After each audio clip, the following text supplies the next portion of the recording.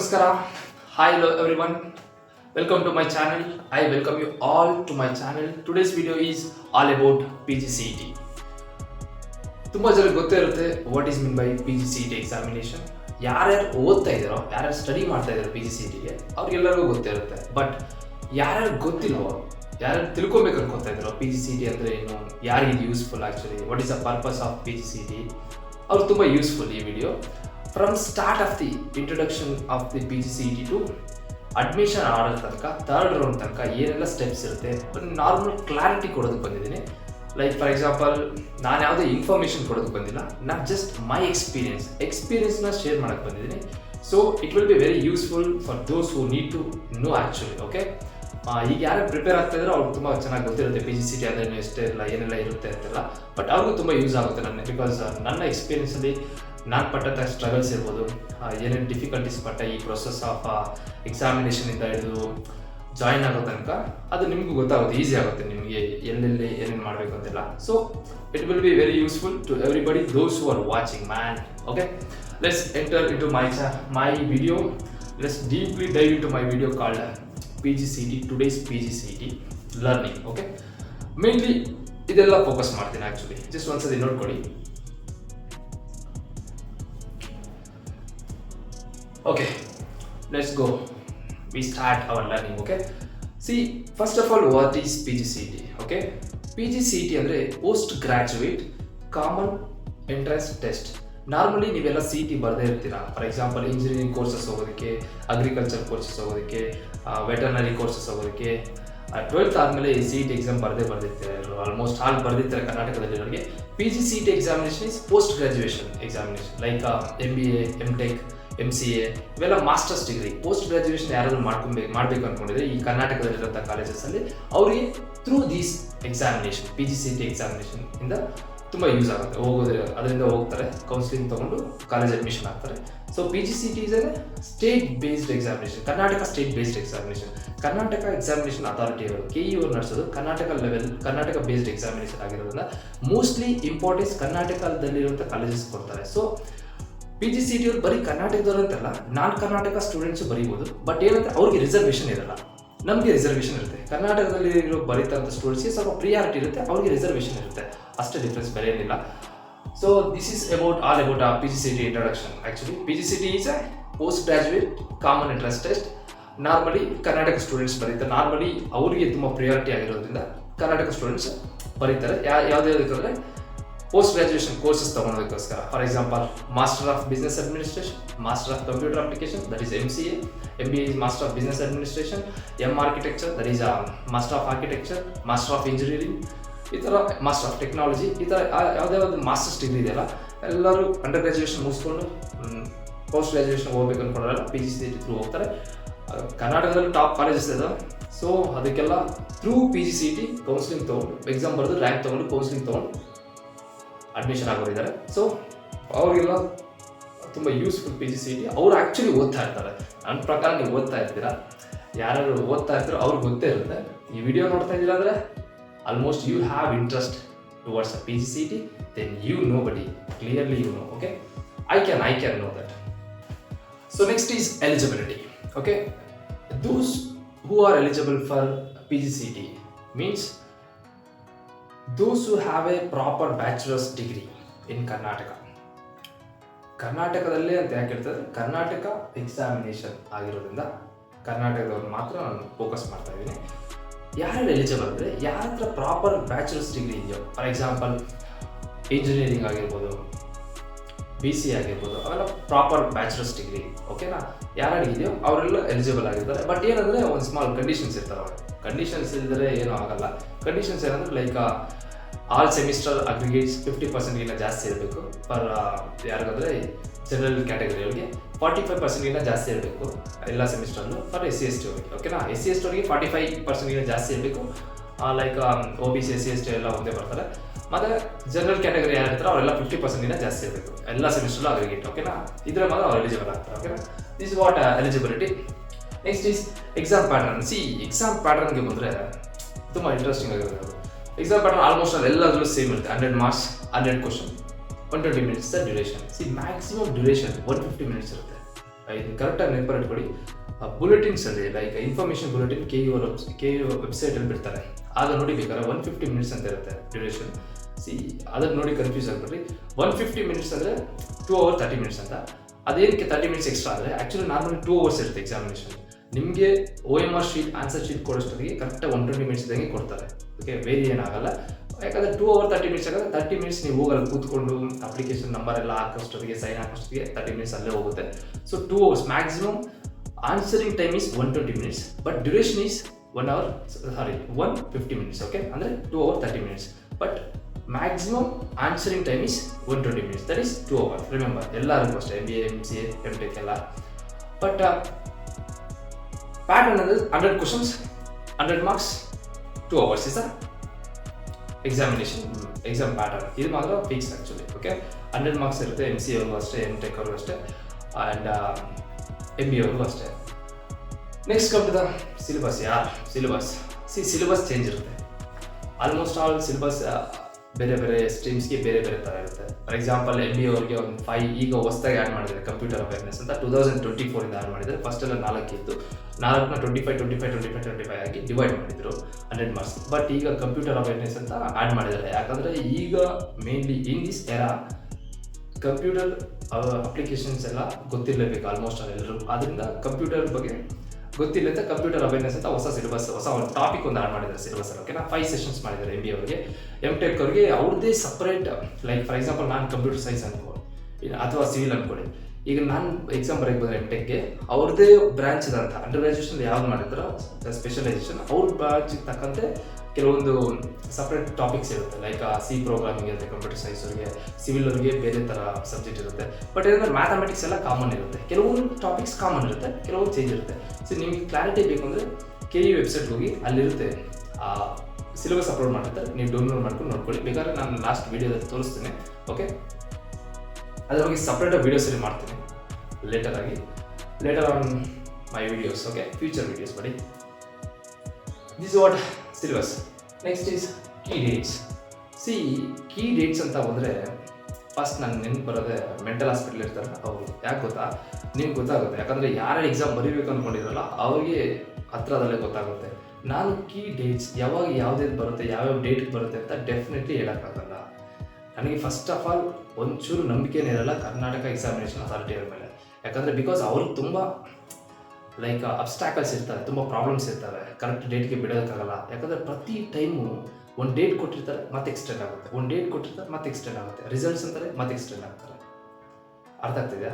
Admit card ಅಂತ ಮತ್ತೆ extend ಆಗ್ತಾರೆ, ಈ ಥರ ಅಪ್ಲಿಕೇಶನ್ ಪ್ರೋಸೆಸ್ ಮತ್ತೆ ಎಕ್ಸ್ಟೆಂಡ್ ಆಗುತ್ತೆ. ಒಂದು ಡೇಟ್ ಅಂತ ಪರ್ಟಿಕ್ಯುಲರ್ ಡೇಟ್ ಅಂತ ಇರಲ್ಲ, ಸೊ ಎಕ್ಸ್ಟೆನ್ಷನ್ ಆಗ್ತಾನೆ ಇರುತ್ತೆ. ಅದಕ್ಕೋಸ್ಕರ ಡೇಟ್ಸ್ ಮಾತ್ರ ಪರ್ಟಿಕ್ಯುಲರ್ ಟೈಮ್ ಅಂತ ಹೇಳೋದಕ್ಕಾಗೋದಿಲ್ಲ. ಅಮೌಂಟು ಅಷ್ಟೇ. ಅಮೌಂಟ್ ಅಂದರೆ ಯಾಕೆ ಅಮೌಂಟ್ ಅಂತ ಹೇಳ್ತಿದೆ ಅಂದರೆ, ಈಗ ಅಪ್ಲಿಕೇಶನ್ ಪ್ರೊಸೆಸ್ ಹಾಕುವಾಗ 650 is a fees for the general category and 500 is SC/ST ಅವರಿಗೆ. ಸೊ ಆಪ್ರೇಷನ್ ಫೀಸ್ ನಾರ್ಮಲಿ ಇಷ್ಟೇ ಬರ್ತಾ ಇರೋದು. ಆಪ್ರೇಷನ್ ಫೀಸ್ ಅಂತ ಏನಾದರೂ ಚೇಂಜ್ ಆದರೆ ಆಗ್ಬೋದೇನೋ. ಅದಕ್ಕೋಸ್ಕರ ಅಮೌಂಟ್ ಪ್ಲಸ್ ಟೈಮ್ ಡೇಟ್ಸಲ್ಲಿ ನಾನು ಯಾವುದೇ ಪರ್ಟಿಕ್ಯುಲರ್ ಡೇಟ್ ಅಂತ ಹೇಳೋಕ್ಕಾಗಲ್ಲ. ಯಾಕಂದರೆ because it is a changing factor, change ಆಗುತ್ತೆ, ಮಾಡಿಫಿಕೇಶನ್ ಆಗ್ಬೋದು. ಅದರಿಂದ ಪರ್ಟಿಕ್ಯುಲರ್ ಹೇಳೋಕ್ಕಾಗಲ್ಲ. ಲೈಕ್ ಜೂನ್ ಜುಲೈನಲ್ಲಿ ಬರುತ್ತೆ ಅಪ್ಲಿಕೇಶನ್ ಪ್ರೊಸೆಸ್, ಅಪ್ಲಿಕೇಶನ್ ಬಿಡ್ತಾರೆ ಅಂತೆಲ್ಲ, ಅದೆಲ್ಲ ಹೇಳೋಕ್ಕಾಗಲ್ಲ. ಸೊ ಅದನ್ನು ನೀವು ಜಸ್ಟ್ ಯಾವಾಗಲೂ ಅಷ್ಟೇ KE ಅವ್ರದ್ದು ವೆಬ್ಸೈಟ್ಗೆ, ಮೇನ್ ವೆಬ್ಸೈಟ್ಗೆ ಹೋಗಿ ಚೆಕ್ ಮಾಡ್ತಾ ಇರಬೇಕು. ಸೊ ಫೈನಲಿ ನಿಮ್ಗೆ ಗೊತ್ತಾಗುತ್ತೆ. ಇನ್ನೇನು ನಾನು ನಿಯರ್ಲಿ ಚೆಕ್ ಮಾಡ್ತಾರೆ, ಡೈಲಿ ಚೆಕ್ ಮಾಡೋ ಪರಿಸ್ಥಿತಿ ಬರುತ್ತೆ ಲಾಸ್ಟ್ಗೆ ನಿಮಗೂ. ಬಿಕಾಸ್ ನಾನಂತೂ ತುಂಬ ಎಕ್ಸ್ಪೀರಿಯನ್ಸ್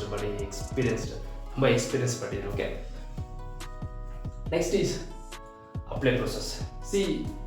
ಮೇನ್ಲಿ ಅಪ್ಲೈ ಹೇಗೆ ಮಾಡ್ತೀರಾ ಅಂದರೆ ಆನ್ಲೈನಲ್ಲಿ ಅಪ್ಲೈ ಮಾಡ್ತೀರಾ. ಒಂದಿರೋದು ಮಾಡ್ತಾರೆ exam is offline. Okay, offline pen and paper ಇರುತ್ತೆ, ನೀವು ಬಾಲ್ ಪೆನ್ ತೊಗೊಂಡು ಹೋಗ್ತೀರಾ, ಎಕ್ಸಾಮ್ ಬರೀತೀರಾ. ಓಕೆನಾ, ನಾರ್ಮಲಿ ಏನಾಯ್ತು ಅಂದರೆ ನಮಗೆ ಈ ವರ್ಷ 2024 ನಾನು ಎಕ್ಸಾಮ್ ಬರೆದಿದ್ದೆ. 2024 ಆಫ್ಲೈನ್ ಬೇಡ ಆನ್ಲೈನ್ ಮಾಡೋಣ ಅಂತ ಒಂದು ರೂಮರ್ಸ್ ನಡೀತಾ ಇತ್ತು ಏನೋ ಸೊಸೈಟಿಯಲ್ಲಿ. ನಾನು ಫುಲ್ ಕನ್ಫ್ಯೂಸ್ ಆಗಿದೆ, ಏನು ಆನ್ಲೈನಾ ಆಫ್ಲೈನಾ, ಇಷ್ಟು ದಿನ ಆಫ್ಲೈನ್ ಆಯಿತು ಮತ್ತೆ ಯಾವುದು ಆನ್ಲೈನ್ ಅಂತ. ಮತ್ತು ನಾನು ಹೋದೆ ಎಕ್ಸಾಮ್ ಸೆಂಟ್ರಿಗೆ ಹೋದೆ, ಒಂದು ಬ್ಯಾಚ್ ಮುಗಿಸ್ಕೊಂಡು ಬಂದಿತ್ತಲ್ಲ, ಅವ್ರನ್ನ ಕೇಳಿದೆ, ಸರ್ ಬ್ರದರ್ ಏನಾಗಿತ್ತು ಅಂತ. ಆಗ ಹೇಳಿದ್ರು ಅವರು ಒಂಥರ ಆಫ್ಲೈನ್ ಬ್ರದರ್, ಅಂದರೆ pen and paper brother, pen and paper mode ಅಂತ. ಆಗ ಸ್ವಲ್ಪ ಸಮಾಧಾನ ಆಯಿತು ಆ ಥರ. ಯಾಕಂದರೆ ಫ್ಯೂಚರಲ್ಲಿ ಆಗ್ಬೋದು, ಯಾಕಂದರೆ ಯಾವುದು ಪರ್ಮನೆಂಟ್ ಅಲ್ಲ. ಲೈಕ್ ಪೇಪರ್ ಎಲ್ಲ ಹೋಗುತ್ತೆ, ಮುಂದೆ ಯಾವತ್ತಿದ್ರು ಕಂಪ್ಯೂಟರ್ ಬೇಸ್ಡ್ ಆನ್ಲೈನ್ ಆಗುತ್ತೆ. ಆಲ್ಮೋಸ್ಟ್ ಎಲ್ಲ ಎಕ್ಸಾಮ್ಸ್ ಆನ್ಲೈನ್ ಅಂತಾನೆ ಆಗೋದು. ಅದರಿಂದ ಈಗ ಸದ್ಯಕ್ಕೆ ಆಫ್ಲೈನ್ ಇದೆ. ಓಕೆ, ಅವ್ರು ಮೆನ್ಷನ್ ಮಾಡ್ತಾರೆ ಆನ್ಲೈನ್ ಅಂತ, ಬಟ್ ಈಗ ಸದ್ಯಕ್ಕೆ ಆಫ್ಲೈನ್ ಅಂತ ಮಾತ್ರ ಮೆನ್ಷನ್ ಮಾಡಿದ್ರೆ ಪೆನ್ ಆ್ಯಂಡ್ ಪೇಪರ್ ಇರುತ್ತೆ. ಪೆನ್ ತೊಗೊಂಡು ಹೋಗ್ತೀರಾ, ಬಾಲ್ ಪೆನ್ ಮಾಡಿ ಬರ್ತೀರಾ ಎಕ್ಸಾಮ್ ಅಷ್ಟೇ. ಓಕೆ, ಅಪ್ಲೈ ಪ್ರೊಸೆಸ್ ಹೇಳಿದ್ನಲ್ಲ, ಅಪ್ಲೈ ಪ್ರೊಸೆಸ್ ಆನ್ಲೈನಲ್ಲಿ ಅಪ್ಲೈ ಮಾಡ್ತೀರಾ. ಅಮೌಂಟ್ ಈಸು ಜನರಲ್ ಕ್ಯಾಟಗರಿಗೆ 650 ಇರುತ್ತೆ, SC/ST 500 ಇರುತ್ತೆ. It is not varied actually, change ಆಗಿಲ್ಲ. ಬಟ್ ಚೇಂಜ್ ಆಗುವಂಥ ಫ್ಯಾಕ್ಟರ್ಸ್ ಇರ್ಬೋದು, ಮಾಡಿಫಿಕೇಶನ್ ಆಗ್ಬೋದು, ಯಾಕಂದರೆ ನಾವು ಕ್ಲಾರಿಟಿ ಕೊಡೋದಕ್ಕಾಗಲ್ಲ ಅಮೌಂಟಲ್ಲೆಲ್ಲ. ಸೊ ಅದರಿಂದ ಅಪ್ಲಿಕೇಶನ್ ಪ್ರೊಸೆಸ್ ಆನ್ಲೈನ್ ರಿಜಿಸ್ಟ್ರೇಷನ್ ಬಿಡ್ತಾರೆ. ಬಿಟ್ಟಾಗ ನೀವು ಪರ್ಸನಲ್ ಡೀಟೇಲ್ಸ್ ಹಾಕ್ತೀರಾ, ಪರ್ಸನಲ್ ಡೀಟೇಲ್ಸ್ ಬೇಕಾಗಿರೋಂಥ ಡಾಕ್ಯುಮೆಂಟ್ಸ್ ಅಪ್ಲೋಡ್ ಮಾಡಿ ಮುಗಿಸ್ತೀರಾ. Okay, application process. ಆಮೇಲೆ ಫೀಸ್ ಪೇ ಮಾಡಬೇಕಾಗಿರುತ್ತೆ, ಫೀಸ್ ಪೇ ಮಾಡೋಕ್ಕೆ ಲಾಸ್ಟ್ ಡೇಟ್ ಎಲ್ಲ ಬಿಡ್ತಾರೆ, ನೀವೆಲ್ಲ ಮಾಡ್ತೀರಾ. Okay, next is flow of the process. Flow of the process ಅಂತ ಬಂದರೆ ನಮ್ಗೆ ತುಂಬ ನಗು ಬರುತ್ತೆ. ಯಾಗೊತ್ತಾ, ಇದು ಒಂದು ಚಿಕ್ಕ ಪ್ರೊಸೆಸ್ ಅಲ್ಲ, ತುಂಬ ದೊಡ್ಡ ಪ್ರೊಸೆಸ್. ಇದು 1 month 2 months ಅಲ್ಲ, nearly I think 5 to 6 months process. Wait ಮಾಡಿ ಮೆಂಟಲ್ ಹಾಸ್ಪಿಟಲ್ಗೆ ಹೋಗ್ತೀರಾ ನೀವೆಲ್ಲ, ಅಷ್ಟು ವೆಯ್ಟಿಂಗ್ ಇರುತ್ತೆ. ನೀವು ಇನ್ನೇನು ಆಯಿತು ಅನ್ಕೊಳ್ತಾ ಇರ್ತೀರ, ಒಂದೊಂದು ಪ್ರೊಸೆಸ್ಸು ಇನ್ನೊಂದು ಪ್ರೊಸೆಸ್ಸು. ಈಗ ರ್ಯಾಂಕ್ ಬಿಟ್ಟಿರ್ತಾರೆ ಅನ್ಕೊಳ್ಳಿ, ರ್ಯಾಂಕ್ ಬಿಟ್ಟಿದ್ಮೇಲೆ ನೆಕ್ಸ್ಟ್ ಏನೋ ಕೌನ್ಸಿಲಿಂಗ್ ಎಲ್ಲ ಇರ್ತಲ್ಲ, ಅದು ಕಾಯ್ತಾನೇ ಇರ್ತೀರ. ಹಿಂಗೆ ಸ್ಕ್ರೋಲ್ ಮಾಡ್ತಾ ಇರ್ತಾರೆ, ರಿಫ್ರೆಶ್ ಮಾಡ್ತಾನೆ ಇರ್ತೀರ, ದಿನೇ ಬೆಳಗ್ಗೆ ಎದ್ದ ತಕ್ಷಣ ಅದೇ ಮಾಡ್ತೀರಾ.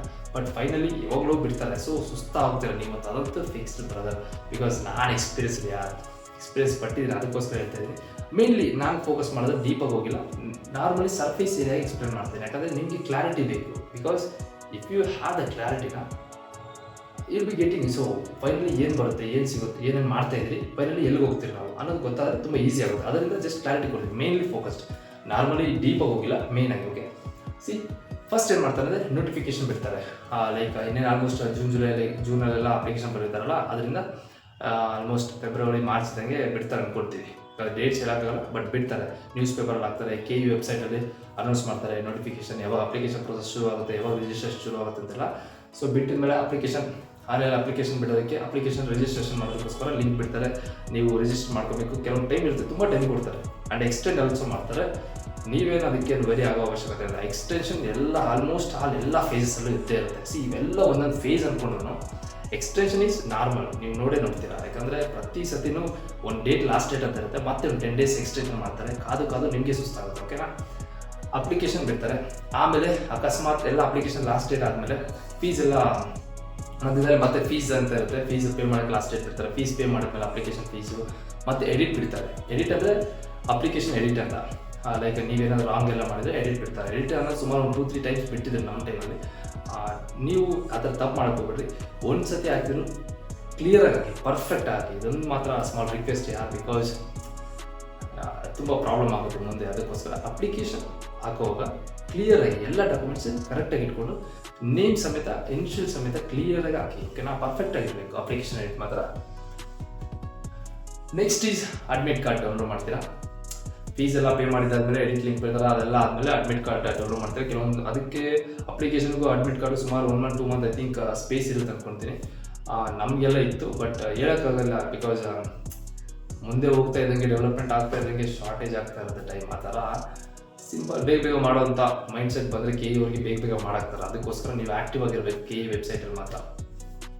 ಅಡ್ಮಿಟ್ ಕಾರ್ಡ್ ಬಿಡ್ತಾರೆ. ಅಡ್ಮಿಟ್ ಕಾರ್ಡ್ ಬಿಟ್ಟ ಮೇಲೆ ಮತ್ತೆ ಎಡಿಟಿಂಗ್ ಅಂದರೆ ಚೆಕ್ ಮಾಡ್ಕೊಳಕ್ಕೆ ಬಿಡ್ತಾರೆ. ಫಾರ್ ಎಕ್ಸಾಂಪಲ್ ಅಡ್ಮಿಟ್ ಕಾರ್ಡಲ್ಲಿ ನಿಮ್ಮ ಡೀಟೇಲ್ಸ್ ಕರೆಕ್ಟ್ ಇದೆಯಲ್ಲ, ಮತ್ತೆ ಬಿಡ್ತಾರೆ. ನೀವು ಕರೆಕ್ಟ್ ಇರೋದ್ರೆ ಮತ್ತೆ ಕಾಂಟ್ಯಾಕ್ಟ್ ಮಾಡಬೇಕು, ಎಲ್ಲ ರಿಸಾಲ್ವ್ ಮಾಡ್ಕೊಬೇಕು. ಓಕೆನಾ, ಅಕಸ್ಮಾತ್ ಎಲ್ಲ ಕರೆಕ್ಟ್ ಇದೆ ಮತ್ತೆ ಎಕ್ಸಾಮ್ಗೆ ಹೋಗ್ತೀರಾ, ಅಡ್ಮಿಟ್ ಕಾರ್ಡ್ ತೊಗೊಂಡು ಎಕ್ಸಾಮ್ಗೆ ಹೋಗ್ತೀರಾ, ಎಕ್ಸಾಮ್ ಬರೀತೀರಾ, ಬರೆದಾದ್ಮೇಲೆ ವಾಪಸ್ ಬಂದು ಮತ್ತೆ ಕೆಲವು ದಿನ ಆದಮೇಲೆ 1 week ಆದಮೇಲೆ, ನಿಯರ್ಲಿ 1 week ಆದಮೇಲೆ ಆನ್ಸರ್ ಕೀ ಬಿಡ್ತಾರೆ. ನೀವು ಆನ್ಸರ್ ಕೀ ಚೆಕ್ ಮಾಡ್ಕೊತೀರಾ.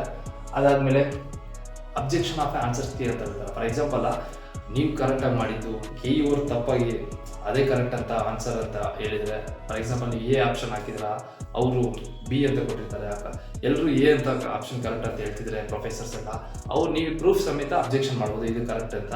ಅವಾಗ ಏನು ಮಾಡ್ತಾರೆ, ಚೇಂಜ್ ಮಾಡ್ತಾರೆ ಆನ್ಸರ್ ಯಾವುದು ಆನ್ಸರ್ ಇದೆಯೋ ಅದು ಅಬ್ಜೆಕ್ಷನ್ ಬಿಡ್ತಾರೆ. ಅದಾದಮೇಲೆ ರ್ಯಾಂಕ್ ಬಿಡ್ತಾರೆ. ರ್ಯಾಂಕ್ ಆದಮೇಲೆ ವೆರಿಫಿಕೇಷನ್ ಸ್ಲಿಪ್ ಬಿಡ್ತಾರೆ. ವೆರಿಫಿಕೇಷನ್ ಸ್ಲಿಪ್ಪಲ್ಲೆಲ್ಲ ಕರೆಕ್ಟ್ ಇದೆಯಲ್ಲ ಅಂತ ಚೆಕ್ ಮಾಡ್ಕೊಬೇಕು. ಪ್ರತಿಯೊಂದು ಫೇಸಲ್ಲೂ ತುಂಬ ಪ್ರೊಸೆಸ್ ಇರುತ್ತೆ. ಪ್ರತಿ ರ್ಯಾಂಕ್ ಆದಮೇಲೆ ಮತ್ತೆ ವೆರಿಫಿಕೇಷನ್ ಸ್ಲಿಪ್ ಆದಮೇಲೆ ಮತ್ತೆ ತುಂಬ ಚಿಕ್ಕ ಪ್ರೊಸೆಸ್ ಇದ್ದಾವೆ. ಸೊ ಅದೆಲ್ಲ ಫೋಕಸ್ ಮಾಡಿಲ್ಲ, ಜಸ್ಟ್ ನಾನು ಮೇನ್ ನಿಮ್ಮ ಕ್ಲಾರಿಟಿ ಕೊಡೋಣ ಅಂತ ತೊಗೊಂಡಿದ್ದೀನಿ. ಬಡಿ ನೆಕ್ಸ್ಟ್ ಈಸ್ ವೆರಿಫಿಕೇಷನ್ ಸ್ಲಿಪ್ ಬಿಟ್ಟಿದ ಮೇಲೆ ಸೀಕ್ರೆಟ್ ಕೀ ಎಲ್ಲ ಕೊಡ್ತಾರೆ. ಆಮೇಲೆ ಫಸ್ಟ್ ರೌಂಡ್ ಆಪ್ಷನ್ ಎಂಟ್ರಿಗೆ ಹೋಗ್ತೀರಾ. ಫೈನಲ್ಲಿ ಆಪ್ಷನ್ ಎಂಟ್ರಿಗೆ ಹೊರಟ್ರಿ. ಸೊ ಅಲ್ಲಿಗೆ ಹೋಗೋಷ್ಟೊತ್ತಿಗೆ ನಿಮಗೆ ಸುಸ್ತಾಗ್ತದೆ. ನಾನು ಇಲ್ಲಿಂದ ಇಲ್ಲಿಗೆ ಹೋಗೋಷ್ಟೊತ್ತಿಗೆ ಯಾವ ಥರ ಸುಸ್ತಾಯಿತು ಆದರೆ ಆಗಿಲ್ಲ. ನಾರ್ಮಲಿ ಹೆಂಗಾಯಿತು, ನೀವು ಅಲ್ಲಿಂದ ಇಲ್ಲಿ ತನಕ ಹೋಗೋಷ್ಟೊತ್ತಿಗೆ ಅಂದರೆ ಕಾದು ಸುಸ್ತಾಗ್ತದೆ. ಫೈನಲಿ ಫಸ್ಟ್ ರೌಂಡ್ಗೆ ಹೋಗ್ತೀರಾ. ಸೊ ಫಸ್ಟ್ ರೌಂಡ್ ಹೋದ್ಮೇಲೆ ಮತ್ತೆ ತುಂಬ ಪ್ರೊಸೆಸ್ ಇದೆ. ಆಪ್ಷನ್ ಎಂಟ್ರಿ ಹಾಕೋದು, ಮತ್ತೆ ಎಡಿಟ್ ಬಿಡೋದು, ಮತ್ತೆ ಮಾರ್ಕ್ ಅಲಾಟ್ಮೆಂಟ, ಮತ್ತೆ ಪ್ರಾವಿಷನಲ್ ಅಲಾಟ್ಮೆಂಟ್ ಅಂತ ತುಂಬ ವೆಯ್ಟ್ ಮಾಡಿ first round, second round, third round ಅಂತ ಹೋಗಿ ಥರ್ಡ್ ರೌಂಡಿಗೆ ಎಂಡ್ ಆಗುತ್ತೆ. ಸೊ ಇಷ್ಟೆಲ್ಲ ಪ್ರೊಸೆಸ್ ಇರುತ್ತೆ. ಸೊ ನಿಮಗೆ ಬೇಕಾಗಿರೋದು ಏನಂದರೆ ತಾಳ್ಮೆ ಬೇಕು. Patience is what very very important ಬಡಿ ಈ ಎಕ್ಸಾಮಿನೇಷನ್ ಮಾತ್ರ. ಈ ಎಕ್ಸಾಮಿನೇಷನ್ ಮಾತ್ರ ಪೇಷನ್ಸ್ ಇರಬೇಕು. ಯಾಕಂದರೆ ತುಂಬ ಪ್ರೊಸೆಸ್. ರ್ಯಾಂಕ್ ಬಿಡೋ ತನಕ ಓಕೆ ತುಂಬ ಸ್ಲೋ ನಡೆಯುತ್ತೆ. ಒನ್ಸ್ ರ್ಯಾಂಕ್ ಬಿಟ್ಟರೆ ಫಾಸ್ಟಾಗಿ ನಡೆಯುತ್ತೆ ಎಲ್ಲ ಪ್ರೊಸೆಸ್. ಓಕೆನಾ? This is all about PGCET. Normally PGCET ಬಗ್ಗೆ ಹೇಳಬೇಕು ಅಂದ್ಕೊಂಡೆ, ಎಲ್ಲ ಹೇಳಿದೆ. Next is preparation tips. ನಾನು ಪ್ರಿಪರೇಷನ್ ಟಿಪ್ಸ್ ಕೊಡೋಷ್ಟು ದೊಡ್ಡನಲ್ಲ. ಬಿಕಾಸ್ ಈ ವಿಡಿಯೋ ನೋಡ್ತಾ ಇದ್ದೀರಾ ಅಂದರೆ I hope that you know everything. You are a students having the mind set of studying. Okay, ನೀವು ಓದೋ ಹುಡುಗರಾಗಿದ್ದೀರಾ, ಅದರಿಂದ ಓದೋ ಹುಡುಗರಾಗಿರ್ಬೋದು, ಹುಡುಗಿರಾಗಿರ್ಬೋದು, ಓದ್ತೀರಾ ಅಂದ್ಕೊಂಡಿದ್ದೀನಿ. ಯಾಕಂದರೆ ಪ್ರಿಪ್ರೇಷನ್ ಟಿಪ್ಸ್ ದಯಮಾಡಿ ಯಾರನ್ನ ಫಾಲೋ ಆಗಬೇಡಿ ಪ್ಲೀಸ್. ಕೆಲವ್ರು ಹೇಳ್ತಾರೆ ಕೆಲವರು ಕೋಚಿಂಗ್ ಹೋಗಬೇಕು, ಕೆಲವರು ಲೈಕ್ ಮಾಕ್ ಟೆಸ್ಟ್ ಕೊಡಬೇಕು, ಲೈಕ್ ಇದೇ ಥರದ ಪೇಪರ್ಸ್ ಓದಬೇಕು, ಇದೇ ಥರದ ಕ್ವಶನ್ ಪೇಪರ್ಸ್ ಓದಬೇಕು, ಇದೇ ಬುಕ್ಸ್ ಓದಬೇಕು ಅಂತೆಲ್ಲ. ದಯಮಾಡಿ ನಾನು ಆ ಥರ ಏನು ಹೇಳೋಕ್ಕೋಗಲ್ಲ. ನಿಮ್ಮದು ಓನ್ ಸ್ಟೈಲ್ ಏನಿದೆಯೋ ಅದನ್ನು ಫಾಲೋ ಮಾಡಿ. ಯಾಕಂದರೆ ನಿಮ್ಮ ಸ್ಟೈಲ್ ನಿಮ್ಗೆ ಇಂಪಾರ್ಟೆಂಟ್. ನೀವೇನಾದರೂ ಟೆಸ್ಟ್ ಬರೀಬೇಕು ಅಂದ್ಕೊಂಡಿದ್ರೆ ಬರೀರಿ, ಬೇಡಾದರೆ ದಯಮಾಡಿ ಬೇಡ. ಯಾಕಂದರೆ ನೀವು ಯಾವ ಬುಕ್ ಓದಬೇಕು ಅದನ್ನೇ ಓದಿರಿ. ನನ್ನ ಪ್ರಕಾರ ಹೇಳಬೇಕು ಅಂದರೆ ನಾನು ಒಂದು ಸಿಂಪಲ್ಲಾಗಿ ಸಜೆಷನ್ ಕೊಡ್ತೀನಿ. ನೀವು ಓದಬೇಕು, ಯಾವ ಥರ ಓದಬೇಕು ಅಂದರೆ ಪರ್ಫೆಕ್ಟಾಗಿ ಓದಿ. ಯಾವುದೇ ಓದಿದ್ರೆ ಪರ್ಫೆಕ್ಟಾಗಿ ಓದಿ. ಒಂದು ಇದರಲ್ಲಿ 1000 ಓದೋದಕ್ಕಿಂತ, ಒಂದು ಟಾಪಿಕಲ್ಲಿ 1000 ಓದೋದಕ್ಕಿಂತ ಒಂದನ್ನೇ ಓದಿದ್ರು ಒಂದು 10 ಕ್ವಶನ್ಸ್ ಅದರಲ್ಲಿ ಎಲ್ಲ ವೆರೈಟಿಯಲ್ಲೂ ಪರ್ಫೆಕ್ಟ್ ಆಗಿರಬೇಕು. ಯಾಕಂದರೆ ಆಲ್ಮೋಸ್ಟ್ ಆಲ್ PGCET ಈಸ್ ತುಂಬ ಈಸಿ ಎಕ್ಸಾಮ್ ಬಡಿ, ತುಂಬ ಈಸಿ ಎಕ್ಸಾಮ್. ಓಕೆನಾ? ಇನ್ನು ಮೈ ಎಕ್ಸ್ಪೀರಿಯನ್ಸ್ ನನ್ನ ಎಕ್ಸ್ಪೀರಿಯನ್ಸ್ ಹೇಳ್ತೀನಿ ನೋಡಿ. ನನ್ನ ಎಕ್ಸ್ಪೀರಿಯನ್ಸ್ ತುಂಬ ಚೆನ್ನಾಗಿದೆ, ಗ್ರೇಟ್ ಆಗಿದೆ. ಓಕೆನಾ? ನಾರ್ಮಲಿ ಏನಾಗುತ್ತೆ, ಒಂದು ಮೈಂಡ್ ಸೆಟ್ ಇರುತ್ತಲ್ಲ, PGCET is a very very much easy examination. Always ನನಗೆ ಇದೇ ಮೈಂಡ್ ಸೆಟ್ ಇದೆ. ಯಾಕೆ ಗೊತ್ತಾ, ನಾವೆಲ್ಲ ಕ್ಯಾಟ್ ಎಕ್ಸಾಮ್ ಎಲ್ಲ ಬರ್ತದೆ, ಕ್ಯಾಟ್, ಎಕ್ಸಾಟ್, ಮ್ಯಾಟ್ ಇವೆಲ್ಲ ಎಕ್ಸಾಮ್ಸ್ ಇದೆ. ಇವೆಲ್ಲ ಏನಂದರೆ MBA ಕಾಲೇಜಸ್ಗೆ ಅಡ್ಮಿಷನ್ ಆಗೋದಕ್ಕೋಸ್ಕರ MBA ಕೋರ್ಸ್ ತೊಗೊಳೋದಕ್ಕೆ ಡಿಫ್ರೆಂಟ್ ಕಾಲೇಜಸಲ್ಲಿ. ಬಟ್ ಏನಂದರೆ ಅದಕ್ಕೆ ಕಂಪೇರ್ ಮಾಡಿದ್ರೆ PGCET ತುಂಬ ಈಸಿ. ಯಾಕೆ ಹೇಳಿ ನೋಡೋಣ? ಬಿಕಾಸ್ ಅಲ್ಲಿ ನೆಗೆಟಿವ್ ಮಾರ್ಕಿಂಗ್ ಇರುತ್ತೆ, ಇಲ್ಲಿ ನೆಗೆಟಿವ್ ಮಾರ್ಕಿಂಗ್ ಇರಲ್ಲ. ಇಲ್ಲಿ ಒಂದು ನೆಗೆಟಿವ್ ಮಾರ್ಕಿಂಗ್ ಇರಲ್ಲ. ನೀನು ಅಸಂಪ್ಷನಲ್ಲಿ ಆಗಿರೋ ಕರೆಕ್ಟ್ ನೆಗೆಟಿವ್ ಮಾರ್ಕಿಂಗ್ ಇರಲ್ಲ. ಸೊ ಅದರಿಂದ ತುಂಬ ಈಸಿ ಮಾಡುತ್ತೆ PGCET ಎಕ್ಸಾಮಿನೇಷನ್ನ. ಆಲ್ಮೋಸ್ಟ್ ಅಲ್ಲಿ ನೀವು ಯಾವ ಥರ ಫೀಲ್ ಆಗ್ತಿರಲ್ಲ, ನೀವು ತುಂಬ ಚೆನ್ನಾಗಿ ಓದ್ಬಿಟ್ಟಿದ್ರೆ ಎಕ್ಸಾಮಿನೇಷನ್ ಪೇಪರ್ ತೊಗೊಂಡಾಗ ತುಂಬ ನೀವು ಒಂಥರ ನಗು ಬರುತ್ತೆ ನಿಮಗೆ. ಅಂಥ ಕ್ವಶನ್ಸ್ ಕೊಟ್ಟಿರ್ತಾರೆ, ತುಂಬ ಈಸಿ ಕ್ವಶನ್ಸ್ ಕೊಟ್ಟಿರ್ತಾರೆ. ಆಲ್ಮೋಸ್ಟ್ ಆಲ್ ಈಸಿ ಕ್ವಶನ್ಸೇ. ಒಂದು ಪೇಪರ್ ಸೇಮ್ ಲೈಕ್ ಬುಕ್ಲೆಟ್ ಕೊಡ್ತಾರೆ, ಇಂಗ್ಲೀಷಲ್ಲಿ ಇರುತ್ತೆ, ಈ ಕಡೆ ಸ್ವಲ್ಪ ಕನ್ನಡದಲ್ಲಿ ಇರುತ್ತೆ, ಕೆಳಗಡೆ ಸ್ವಲ್ಪ ಸ್ಪೇಸ್ ಇರುತ್ತೆ. ಓಕೆನಾ? ಕೆಳಗಡೆ ಸ್ಪೇಸ್ ಇರುತ್ತೆ ರಫ್ ವರ್ಕ್ ಮಾಡೋಕ್ಕೆ. ಸಾಕು, ಸಿಂಪಲ್ ಲಾಜಿಕ್ ಹಾಕಿ ಆನ್ಸರ್ ಬರೋದೆ. ಆ ಥರನೇ ಕೊಟ್ಟಿರ್ತಾರೆ ಕ್ವಶನ್ಸ್, ತುಂಬ ಡೀಪಾಗಿ ಏನು ಕೊಟ್ಟಿರಲ್ಲ. ಆ್ಯಂಡ್ ಮೇನ್ಲಿ ಫೋಕಸ್ ಮಾಡಬೇಕಾದ್ರೆ ಜನರಲ್ ಸ್ಟಡೀಸ್ ಎಲ್ಲ. ಯಾಕಂದರೆ ಅದು general studies almost general knowledge ಬಗ್ಗೆ ಟಾಪಿಕ್ಸ್ ಬಂದರೆ ತುಂಬ ಎಲ್ಲಿಂದ ಕೇಳಿರ್ತಾರೆ. ಲೈಕ್ ರಿಯಲ್ ಸಿನಾರಿಯೋಸಲ್ಲಿ ಈ ಟೈಮಲ್ಲಿ ನಡೆದಿರುವಂಥ ಕರೆಂಟ್ ಸಿನಾರಿಯೋಸಲ್ಲಿ ಏನೇನು ನಡೆದಿದೆ, ಕರೆಂಟ್ ಅಫೈರ್ಸ್ ಎಲ್ಲ. ಬಟ್ ನೀವು ಅದನ್ನೆಲ್ಲ ಫೋಕಸ್ ಮಾಡಬೇಕು. ಓಕೆ? ಮತ್ತು ಇನ್ನೊಂದು ಏನಂದರೆ ಟೈಮ್ ಮ್ಯಾನೇಜ್ಮೆಂಟ್ ಮಾಡಿ. Time management is very very important. ನಾವು ತುಂಬ ಈಸಿನೇ ಅಂದ್ಕೊಳ್ತೀರಿ, ಫೈನಲಿ ಹೋಗ್ತಾ ಟೈಮ್ ತುಂಬ ಸ್ಪೀಡ್ ಹೊರಟೋಗುತ್ತೆ. ಯಾಕಂದರೆ ನಾವು ಬರೀ ಆ್ಯಪ್ಟಿಟ್ಯೂಡ್ ಚೆನ್ನಾಗಿದೆ ಅಂದ್ಕೊಳ್ಳಿ, ನಮ್ಮ ಹತ್ರ ಆ್ಯಪ್ಟಿಟ್ಯೂಡ್ ಚೆನ್ನಾಗಿ ಮಾಡೋಕ್ಕೆ ಆ್ಯಪ್ಟಿಟ್ಯೂಡ್ ಮಾತ್ರ ಕಾನ್ಸಂಟ್ರೇಟ್ ಮಾಡಿದ್ರೆ ಮಿಕ್ಕಿದ ಟೈಮ್ ಕೊಡೋಕ್ಕಾಗಲ್ಲ. ಸೊ ಪ್ರಾಕ್ಟೀಸ್ ಹೆಂಗೆ ಮಾಡಬೇಕಂದ್ರೆ time management is very important. ನಾನು ಅದೊಂದು ಹೇಳೋಕ್ಕೆ ಇಷ್ಟಪಡ್ತೀನಿ. Time management important. Next is practice perfectly. ನೀವು 1000 ಪ್ರಾಕ್ಟೀಸ್ ಮಾಡೋದು 10ನೇ ಆಗಲಿ, 10ನೇ ಚೆನ್ನಾಗಿ ಪ್ರಾಕ್ಟೀಸ್ ಮಾಡಿ. ಯಾಕಂದರೆ ನೀವು ಅದೇ ಟೈಪ್ ಕೊಟ್ಟರೆ ಸಿಂಪಲಾಗಿ ಮಾಡಬೇಕು. ಮತ್ತು ಈ ಒಂದು ಬುಕ್ ಫಾಲೋ ಆದರೆ ಪರ್ಫೆಕ್ಟ್ ಒಂದು ಬುಕ್ಕೇ ಫಾಲೋ ಆಗಿ, ಎಲ್ಲ ಬುಕ್ಕು ಫಾಲೋ ಆಗೋ ಅವಶ್ಯಕತೆ ಇಲ್ಲ. ಚೆನ್ನಾಗಿ ಸಿಂಪಲ್ಲಾಗಿ ಲೈಕ್ ನಿಮ್ಗೆ ಗೊತ್ತೇ ಇರುತ್ತೆ, ಲೈಕ್ ಇಂಟರ್ವ್ಯೂಸ್ ಎಲ್ಲ ಕೊಡೋಕೆ ಹೋದಾಗ ನಾರ್ಮಲಿ ಆಪ್ಟಿಟ್ಯೂಡ್ ಹೆಂಗಿರುತ್ತೆ ಸಿಂಪಲ್ ಅದೇ ಥರ ಇರುತ್ತೆ PGCET. ಬಟ್ ಮೇನ್ಲಿ ಏನಂದರೆ ಸಿಲೆಬಸ್ ಫಾಲೋ ಆಗಬೇಕೆಲ್ಲರೂ. This is what compulsory you should do. Flow with the syllabus, go with the syllabus. What is that? Flow with the syllabus, go with the syllabus. Syllabus ಮುಖಾಂತರ ಸಿಲೆಬಸ್ಸಿಂದ ಹೋಗ್ಬೇಕು ನೀವು. ಇಲ್ಲ ಅಂದರೆ ನೀವು syllabus ನೋಡ್ಕೊಂದಿನ normally ಓದ್ತೀನಿ ಅಂದರೆ ಅದೊಂಥರ ಡೆಸರ್ಟಲ್ಲಿ, ಮರುಭೂಮಿಯಲ್ಲಿ ಸ್ವಿಮ್ಮಿಂಗ್ ಮಾಡ್ದಂಗೆ ಇರುತ್ತೆ. ಸೊ ಅದರಿಂದ ನೀವು ಹೋಗಬೇಕು ಸಿಲೆಬಸ್ ಮುಖಾಂತರ. ಸಿಲೆಬಸ್ ನೋಡಿಕೊಂಡು ಏನೆಲ್ಲ ಓದಬೇಕು, ಯಾವ ಟಾಪಿಕ್ ತುಂಬ ಇಂಪಾರ್ಟೆಂಟ್ ಆ ಥರ ಹೋಗಬೇಕು. ಮತ್ತು ಇನ್ನೊಂದು ಏನಂದರೆ ಬಡಿ, ನಾನು ಕಂಪ್ಯೂಟರ್ ಅವೇರ್ನೆಸ್ನ ಮತ್ತು ಕಂಪ್ಯೂಟರ್ ಅವೇರ್ನೆಸ್ ಟಾಪಿಕ್ನ ಮತ್ತು ಕ್ವಾಂಟಿಟೇಟಿವ್ ಆಪ್ಟಿಟ್ಯೂಡ್, ಲಾಜಿಕಲ್ ರೀಸನಿಂಗ್, ಅದೇ ಲಾಜಿಕಲ್ ಎಬಿಲಿಟಿ, ಲೈಕ್ ಪಜಲ್ಸ್ ಎಲ್ಲ ಇರುತ್ತೆ. ಈ 3 ಸೆಕ್ಷನ್ಸ್ನ ನಾನು ಮಾಡ್ತೀನಿ. ಆ್ಯಕ್ಚುಲಿ ನಾನು ಲೆಸನ್ ಟೀಚ್ ಮಾಡ್ತೀನಿ ಅನ್ನೋದಕ್ಕಿಂತ ನಾನು ಎಕ್ಸ್ಪ್ಲೇನ್ ಮಾಡ್ತೀನಿ. ನನಗೂ ನಿಮಗೂ ತುಂಬ ಯೂಸ್ಫುಲ್ ಆಗುತ್ತೆ ಅದು. ಸೊ ಅದರಿಂದ those who want to learn about aptitude or computer awareness or logical ability, you can be in touch with my channel. Otherwise buddy, bye, see you, not required. This is all about a PGCET. See, PGCET is simple buddy, really very simple. You will understand when you study. Little amount of time if you give for the PGCET exam, it's very easy. And ತುಂಬ ಜನಕ್ಕೆ ಆಸೆ ಇರುತ್ತೆ MBA ಮಾಡಬೇಕು, MTech ಮಾಡಬೇಕು ಅಥವಾ MCA ಮಾಡಬೇಕು ಅಂತ. ನಿಮ್ಮ ಕನಸೆಲ್ಲ ನೆರವೇರಲಿ. ಐ ಪ್ರೇ ಫಾರ್ ಗಾಡ್ ಎಲ್ರಿಗೂ. ಬಟ್ ನಾನು ನನ್ನ ಕೈಲಾದ ಸಪೋರ್ಟ್ ಮಾಡ್ತೀನಿ. ನನಗೆ ಏನು ಗೊತ್ತೋ, ನಾನೇನು ಎಕ್ಸ್ಪೀರಿಯನ್ಸ್, ನನ್ನ ಎಕ್ಸ್ಪೀರಿಯನ್ಸ್ ಎಲ್ಲ ನಿಮಗೆ ಆಲ್ಮೋಸ್ಟ್ ಈ ಯೂಟ್ಯೂಬ್ ಚಾನಲ್ ಮುಖಾಂತರ I will share my experience to you people. Most probably I am good at aptitude and computer awareness and logical ability, because I know computer awareness because I did a 4 years of engineering, computer science and engineering. I'm a software engineer, and also I'm doing a business MBA now in one of the prestigious college in Karnataka through PGCET only ನಾನು ಹೋಗಿದ್ದು. So ಅದರಿಂದ PGCET ಬಗ್ಗೆ ನನಗೆ ತುಂಬ ಚೆನ್ನಾಗಿ ಗೊತ್ತಿದೆ. ಇದನ್ನು ನಾನು ಹೇಳಬೇಕಾಗಿಲ್ಲ, ಬಟ್ ನಿಮ್ಗೆ ಗೊತ್ತಾಗುತ್ತೆ. ಬಟ್ ಯಾಕೆ ಹೇಳ್ತಾನೆ ಅಂದರೆ, ನಾನು ಈ 3 ಸೆಕ್ಷನ್ಸ್ನ ಟೇಕ್ ಕೇರ್ ಮಾಡ್ತೀನಿ, like aptitude, aptitude, computer awareness and logical ability. So those who want to know about this, you want to learn about this, you can be in touch with my channel. Thank you so much. Bye buddy, bye, see you.